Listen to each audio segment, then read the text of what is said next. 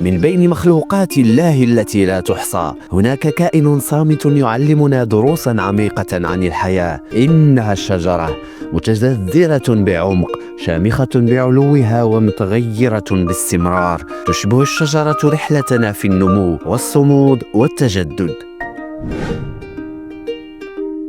كل شجرة تبدأ ببذرة صغيرة متواضعة، لكنها مليئة بالإمكانات.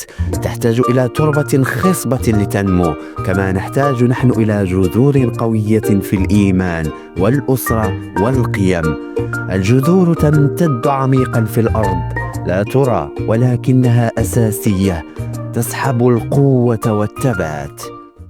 فقد قال الرسول صلى الله عليه وسلم: مثل المؤمن كمثل الزرع، لا تزال الرياح تميله، ولا يزال المؤمن يصيبه البلاء.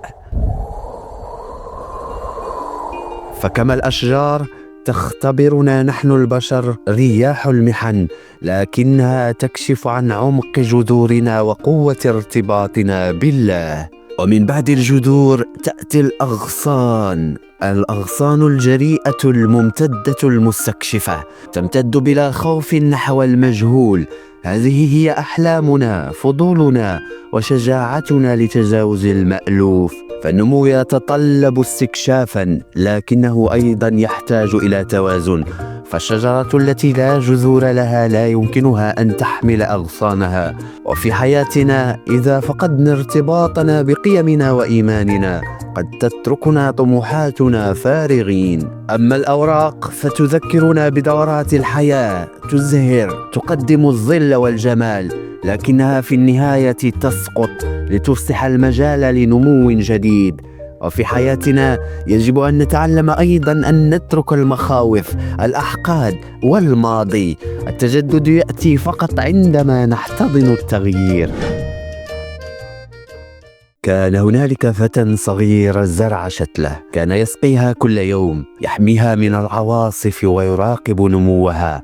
لكن في يوم من الأيام كسرت الرياح العاتية غصنا منها. بكى الفتى معتقدا أن الشجرة قد فسدت، لكن مع مرور الوقت شفيت الشجرة ونمت أغصان جديدة أقوى من ذي قبل. بعد هذا تعلم الفتى أن النمو غالبا ما يأتي من الخسائر. صعوبات الحياة ليست النهاية، بل هي بداية لشيء أعظم.